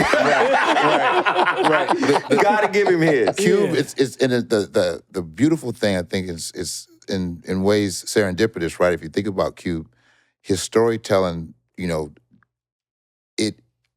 all of us growing up on the West Coast, that's why I say he's the author of the West Coast, because he narrated our life Yeah. like none other and first. And if At you think critical about points, if you too, at right? critical points, and if you think about not only the records that he did with the group NWA and solo, but the records that he wrote, right, before we knew who he was particularly, you know what I'm saying? Something like Boys in the Hood or something like that, right? Crazy. Which again, just like you say, Once Upon a Time in the Projects, Boys in the Hood, the list goes on and on, right? My summer vacation. My summer vacation. Come right? on. He was Colorblind. He was creating narratives that were not only relatable to us in our lives, right?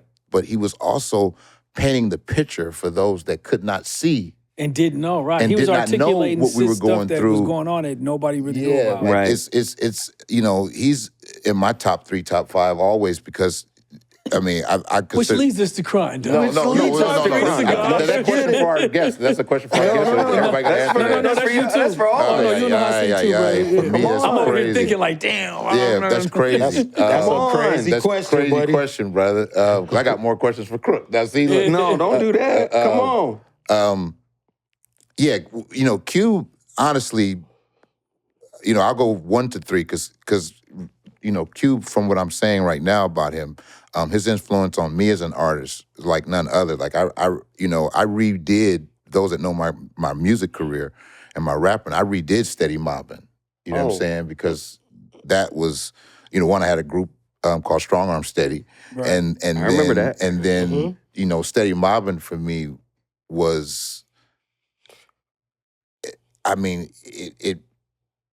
it just changed me as a man, you know what I'm saying? Yeah. Because it was things that I was going through at that particular time, individually growing up in South Central, and I think when you look at Ice Cube, and again, how he was able to tell the narrative in music and in film, Yes. Yes. to write something like Friday, right? To play a character like Doughboy. Yeah.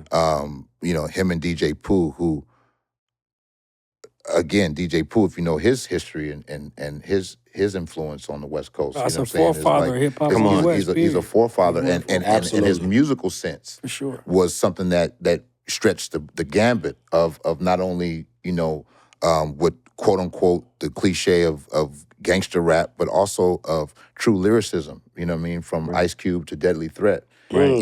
They DJ Pooh understood,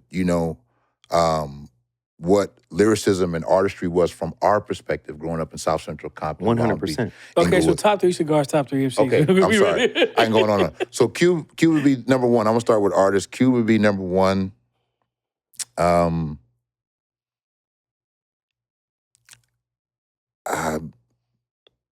would probably have to say Big Daddy Kane. Ooh.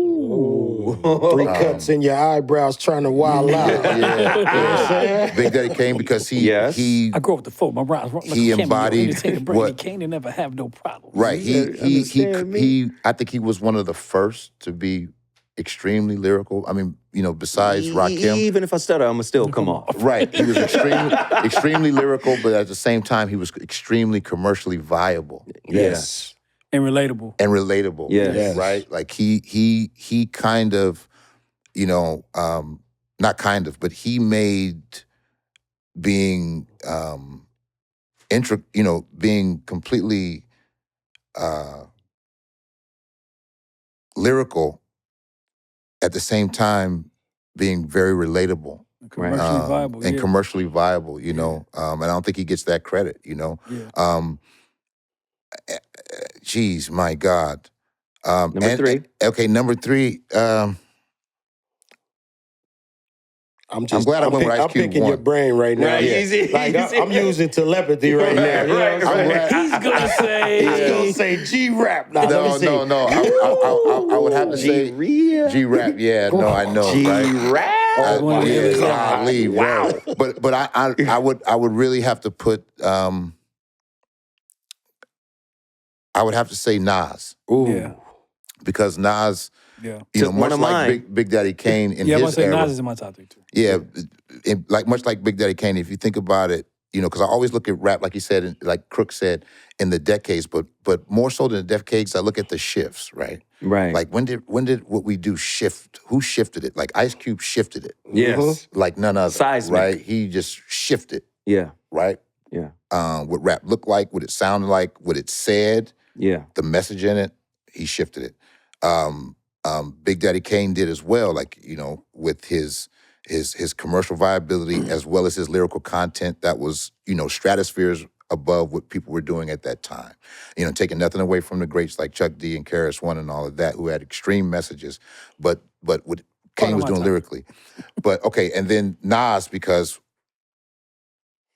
what he did was, I mean, so many things that he did with that first album, right? Jeez. Illmatic, but he shifted. Like it's something that he took what Kane and Rakim had did, and then Up leveled. he took it up a notch. Yeah.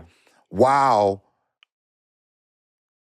infusing what was really cool in the hood. Yeah. The cool, like the cool factor. Yeah. Right? Yeah. Like the dope boy cool mixed with the hip hop cool. Right. You know what I'm Mixed saying? with some knowledge. Mixed with a for lot sure. of knowledge. That's why Pac is in mind, the knowledge and the Yeah. Right. The knowledge, and Pac had that as well, right? But Pac took it to a level that even Nas couldn't take it to, just because he was so diverse in his artistry and what he was able to do and able to say and the chances he took. But Nas, to me, like he brought a cool thing that was at that time, you know, I would say, you know, because it got real grimy, you know, especially, you know, after you know, it was very focused on knowledge of self, consciousness, and all that. Then it got a little grimy, a little bit. Got hella grimy. It got hella grimy, The right? Escobar era was very grimy. Yeah, the Escobar era was grimy. And then he came, right. And then he came and with Illmatic, man, like he told the story of again, like how Cube did for South Central. I think he did for New York, Queens in particular, right? Yeah. Where he took you to there. Like you listened to Nas. You were in Queens. You were in Queens. When you were listening to You know that what I'm saying? Stillmatic. You listen to New York State of Mind, and you listen to New York State of Mind. right. You know what I'm saying? To where Represent. Memory Lane. and then like he influenced even like, you know, what when you One talk Love. about like what rest in peace, you know, the great Nipsey Hussle was going to do. His first album was for one time was going to be called the South Central State of Mind because of what that story that, you know, he was telling, with the story that artists like Nip told and so Nas, okay. Okay, And now your 3 cigars. my top 3 cigars. Number 3, I would say the Lampert Don Padron. Okay. Bingo. Is number 3. Hey. Putting it in the air currently. Is number 3. Maybach. Right, The Maybach. The cherry Maybach, wood. Like right? The cherry wood. And geez, wow. You just got 2 more. Come on, brother. 2 more. I know. Forgive my time. Then it's gonna have to be He's the struggling. Olmec. Ooh. The Olmec. The Olmec. Maduro Claro. Yeah. The Olmec Claro. Okay. Something about that cigar, and I've smoked a box of them or more. Yeah.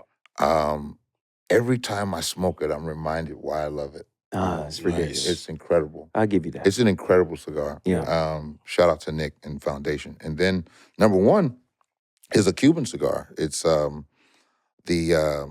Romeo and Julieta Y Churchill. Why Churchill is fire. Okay. The Y 100%. Churchill. So those are my 3. Chase? I'll shut up now. MCs, you know, I had some time to think about it. I'm glad you guys took your time with it. So my top 3 MCs would be, in no particular order, but my top 3 MCs are Rakim, Chuck D, and then Nas. Oh, wow. Chuck D. KRS-One, and, you know, Pharoah Monch, and Jeez. so many people, you know, Coogee Rap, they're all, it was slightly after that, but I would say Rakim, I mean, he lives up to his moniker. He's the God MC. Pure You question. know, in terms of like rhyme scheme, content, you know, his pocket is one of the best pockets ever.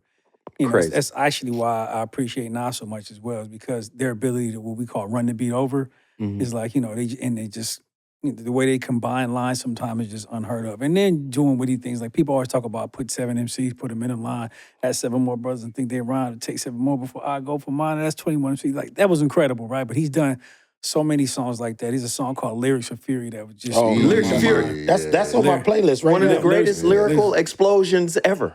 I never hysterical I did for a lyrical perfectionist. I was like, Yeah. I literally lost my mind. I might have stopped writing for like 2 months. Like, there's no way I can't do anything close to that. It's one of my favorite songs, Maybe this period. ain't for me, right? Yeah. So Rakim, Chuck D, because as an artist, we always had so much social, political commentary. Yeah. And the fact that Public Enemy was able to, much in the way that Q was able to take stories about South Central Yeah. and popularize them and make them commercially viable, and Big Yeah. Daddy Kane was able to take, you know, suave 5% Nation of Gods on Earth information and make that commercially viable. I think Chuck D and PE at their height, you know, in terms of like social, political commentary in music, Yeah. I mean, they define it. You know what I mean? Yeah, Not just absolutely. hip hop, but just, you know, we talk And the about Bomb Squad with them. Oh my god. Oh, and the Bomb my Squad with God. him, which is, you know, part of Yeah. the reason why Cube is so instrumental, because Cube was the first West Coast artist to really take that yeah. Bomb Squad sound to another level. So Yeah. Rakim, Nas, and then my third Chuck. is Chuck. I mean, my second, And then your three and Nas because it was just really relatable. You know, where I was when Nas first came out was in '94. Yeah. You know, I never really heard anybody from my era that put together, you know, it's one of the first no-skip albums. It's like a Thriller album You Yeah, for just hip never, hop. 10 songs. It's like a all Thriller album. all my favorite You put the producers Thriller at the album on time. and go all the way through. You put the Nas album on and go all the way through. All my favorite producers, the content, you know, everything from stories, the Slick Rick X stories like One Love to Jeez. Represent, and, you know, just everything was just, you know, that was something like literally a perfect album. And he did it again, you know, right after that with Stillmatic. It was just, you know. Crazy. Yeah. It was written as much. It was written. It was written. Sorry, It was written. It was written. Yeah, he Which did is, it you know, again. which He people did it kind of twice. slept on when it first came out, but man, it was written It's as another aged nicely. almost no skips, but we ain't gonna talk about that. Right. And then my top 3 cigars would be, one of them is a foundation cigar, the Tabernacle Broadleaf is one of my favorite cigars. I would say the H. Upman 54 Cuban. Yes. The H. Upman 54 that is thing an is amazing great. smoke. And I'm not the biggest fan of Cuban smokes, right? Probably because I can't afford them all the time. But if I could, Come on, You would be on stop that. it. Yeah, no, He'd be on that. I'd be on that consistently. And so that's 2. And then my third one, what was my third? You know what's crazy? The Caldwell Long Live the Queen. Long live the that cigar. Queen. It's a great He cigar. loves that cigar. It everybody. is amazing. He loves And it. think about cigars, right? When we come back 6 months later, we have this question. We'll be like, you know what? Exactly. I've changed, I've man. changed. Right, But right now, right. those are my 3. Okay. For Nice. sure. So my top 3 MCs, you got 2 of them. Okay. Nas and Rakim. Okay. And then I'm going KRS-One. Yeah. Wow. The teacher. I've got to go there. Yeah. Yeah. I mean, you're Zoe Williams, so yeah, the He's- teacher. To me, KRS is the most simplistic, intricate MC For sure. Yeah. I've ever heard. And then his pocket work Yeah. Ain't is no joke. bananas. It's crazy. You feel me? So, and social commentary, lyricism battle, Yeah. just Anything you want to do. anything you want to He's do. with all the Yeah. smoke. He's like the Swiss Army knife All the of smoke and mirrors. MC. He's with all the smoke. and mirrors, He for got real. all of it right now, right? He does. So I love those 3. Again, Cigars. And just on KRS really quick, wouldn't it be safe to say that KRS-One was the first MC to make education cool? that's what I'm He saying. Like, coined the phrase or term Edutainment. edutainment. That's Yeah, KRS-One. That's His one of name my is favorite albums, he's- Boogie Down Productions. He's Yeah. the teacher. Edutainment's one of my favorite I albums. mean, that taught me, what I about never Why ate Is beef That? after that. Yeah, that's that Come was on with a it. I hear catalyst you for over me. there. Go ahead. What about Why Is That? Why is that? Jeez. How about You Must Learn? Come on, you must learn. I'm gonna put out a Love's gonna record get you. Yeah. where I break down the Bible Right. and tell you the ethnicity. Right. Describes the the, people. genealogy Right. of shit. Shim, right. Shim was a Like- black man in Africa. Right. When you Quote repeat this this fact, they can't laugh at shit. Come on. Right. I mean, right. think about where we are in the streets when that's out. Right. Yeah. You have never heard somebody get on record Yeah. Yeah. and yeah. talk about your genealogy and connect it to the Bible. Right. Yeah. That was crazy. Yeah. Right. So, of course, KRS-One. And then my top 3 cigars. Okay. Number 1, Arturo Fuente, Eye of the Shark. You always tell me about this Wow. cigar. I've never had it. I'm so mad. Yeah, I ain't never had that one either. I need to have In that. the name of Sweet Baby Ray's barbecue sauce, man. That one right there is crazy. Okay. Man, So- Sweet Baby Ray, which some new information came out on Sweet Baby Ray, by the way. I don't want to know. I don't wanna know Not right about now. it. Not now. Don't fuck up the barbecue I know. sauce, man. Is it canceled? If you cancel, can we no cancel longer Sweet eat Baby Sweet- Ray's? Hey, yo, first of all, pause on his name. Right. Sweet Baby Then Ray. my second favorite is a Cuban as well, Okay. and that is the El Rey del Mundo. Oh, yeah. Yet to have that. Oh, yeah. Yeah. Ooh. Right. Graham crackers, Yeah. honey, Yeah. just oh my God, this is crazy. All the Right. sweetness. All man. the sweetness, Yeah. right? Right. And then my third favorite, I have to go Aganorsa Supreme Supreme Leaf. Leaf. My God. I almost bought Yeah. that today. Sheesh. Have you ever had this cigar? Nope. Ooh, I need- I started to Oh. bring it for you. Wow. Boy. Wow. Crazy. That's a Great good one. cigar. Yes. I don't know why, because I honestly, I told you both that. Yeah. That was the cigar last year that knocked me out. And I Yeah. mean that flavor-wise, It's crazy. construction-wise, but even the strength of that joker. Oh, Yeah. yeah. No, it's a Man, You gotta sit down for a brother, minute. I was, You- my you gotta sit legs, down for a bro, minute. I couldn't even, yeah. Bro. Yeah. Absolutely. Okay. Ladies and gentlemen, you've been watching Smoke and Mirrors podcast with myself, Zoe Williams, my brother Crondon, and of course, Chace Infinite with our special guest, Crooked Eye. Man, this Crooked has been Eye. amazing. And this is just the beginning. This is the inaugural episode. Stay tuned for more. We're going to keep cooking these great conversations. You guys mind if I say one thing? No, Man, go, say please. everything, Say and brother. close it. And I just got to mention this. I'm narrating a cigar documentary. Oh, no. Oh, we did. wow. Hold on, Oh, wait. yeah, wait. We Hold on. can't Yeah, close we can't it. We're close going to it. cut that and close. And we can edit all We this, didn't talk right? about, Yeah, yeah. No, hold on, So- hold on. so Matter that of was fact, the we can't ending close of this it. because two things. We talked a lot about the brother's history. Yeah. We got to talk about what he's doing currently. Yes. I know that you're working with Ethica and what you're doing with Ethica. Yeah. And some of that stuff that's going on. And you got to talk about the cigar doc. Come on, The please. cigar Let's go. documentary is called Smoke Big, and it's on Amazon Prime. Okay. You know, you can rent it, you can check it out. It covers cigar culture in Los Angeles. And you narrate Nice. the entire And I narrate the whole Now- thing. Nice. Now tell us a little bit, Crook, if you will, brother. Cigar culture. First of all, the documentary is Big Smoke, right? I've yet to see it. And it covers, and I know about it. I've read about it. I was actually invited to the premiere too. I just couldn't make it. Of course you were. You're crying. You're No, Crondon. I'm So, just did you telling get invited to the premiere? Nah, I No, didn't me get an invite. I was just telling you I was invited. I barely I got mean, an it's cool. invite. I mean, All you're right. Crondon. It's fine. But I didn't. Okay, but You didn't okay, go Crook, because you're I didn't- Crondon. Okay, but Crook, You're Marvin Jones. I'm sorry. Brother. In that world, he's Marvin Jones. come on, come on. It's Hold on. Marvin. So, Marvin is unavailable. That's hilarious. so tell us, brother, please, briefly, and for our viewers and everybody out there, the documentary you said, because you said it's about cigar culture in Los Angeles, Cigar culture in Los Angeles, the brothers and sisters of the Leaf, Yes. right? and my man Reem, who directed it, he actually went overseas, and you know, it's filled with business owners, cigar lounge owners, people who partake in cigars on a regular basis. You'll see Cedric the Entertainer in there. You'll see Guy Torrey in there. Yes. Nice. You'll see a lot of people, you know, that you recognize, and they're talking about what they do with their leisure, and that's smoke. Cigars. It's a really dope piece, and, you know, I'm proud to be a part of it because I learned things watching it. So I think that the people who watch it will learn about, you know, how cigars are made, and they will learn about, you know, the culture in Los Angeles that, you know, I haven't seen a documentary on, you know, cigar culture in Los Angeles. And being from Los Angeles, all Yes. of us, and being cigar enthusiasts, would you say that cigars and the cigar culture is a big thing, especially in our community, or is it? Are you seeing now a resurgence or a new development of it? It's. Because you've been smoking a long time. I think it's booming. Yeah. And I think it's just something that people aren't aware of. When they come to LA, they say, okay, I got to go here, I got to go there.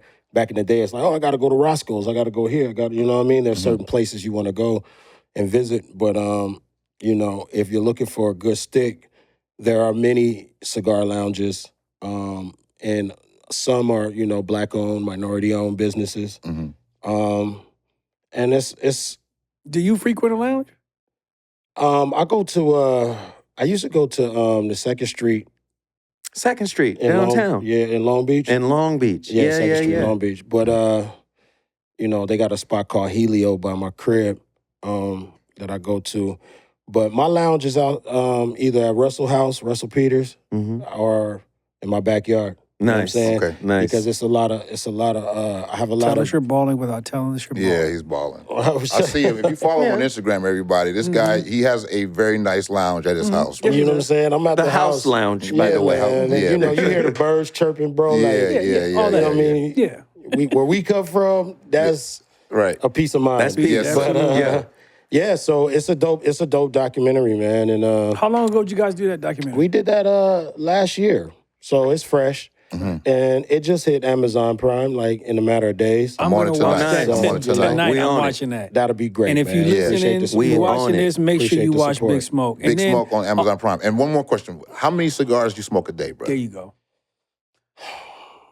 That Be means a honest. few. Be honest. Be honest. No judge. This is a judgment-free zone, my Is brother. this a safe space, y'all? This is a safe It's a space. safe space. It's a safe space. It's a safe space. And we're all multiple, You by know the what way. I'm saying? Yeah. Because I could do 2 or 3 a day, man. Okay, so you Easy. like, That's good. yeah, you're on the light Easy. side. You know what I'm saying? Easy. Like, For the record, that's Zoe. easy. For the record, Zoe has 2 cigars before 12 o'clock every day. Yeah, like Well, at 12 o'clock. I started 12. 12 o'clock. Okay, yeah. Right. dog, I could do it. But yeah, I mean, what you guys are doing here, I think is something that's much needed. Thank you, brother. Thank you, brother. These conversations are amazing. I like to smoke. I'm gonna be sending some boxes over when I get, you know, Nice. to the places I'm going to. You know what I Right. mean? Just Nice. so you guys can have some extra stuff to try out and smoke Okay, he on. said it. Our cameras, You y'all heard him, got that, everybody. right? Everybody, Cameras look at the got that. camera. Look at the Okay, cool. camera. Yeah, You heard for what I'm sure. saying? Yeah, For right. sure. And then you was talking about the Ethica thing. They have Yeah. a music Tell us department. about They that. made me the head of the West Coast A&R over there, the head West Coast A&R. Nice. So what are they doing? Tell us a little bit about They what got some Ethica's stuff doing. going on, man. Ethica is because traditionally they're an undergarment company, right? Yeah. They're an undergarment company, and this is what I'll say. They have some talent over there. They have some artists over there, and they have some producers over there that are talented, and they're looking to get a shot. And, you know, I'm the type of dude that'll go to war for the artists. Right. You feel me? My brother Joel Ortiz is the East Coast head of A&R over there. Really? Shout out Joel Okay, Ortiz. Yeah, shout out I'm Joel saying. Another Ortiz. incredible lyricist and Incredible artist. and brother. Yes, sir. Yeah, so, you know, doing that. I'm working on a few films, and I'm working with some artists on my own, and doing business with a lot of successful people, trying to be one of them.